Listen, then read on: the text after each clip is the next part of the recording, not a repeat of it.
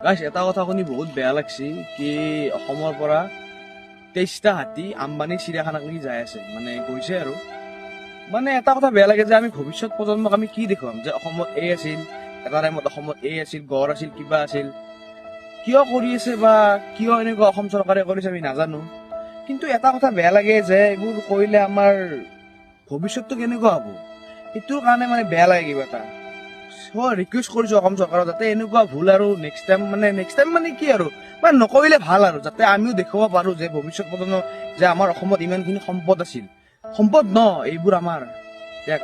নমস্কাৰ এইখিনি কৈছো আৰু গাইছ আপোনালোকৰ মতামত কি একবাৰ কমেণ্টত জনাবচোন গাইছ এটা কথা শুনি বহুত বেয়া লাগছি কি অসমৰ পৰা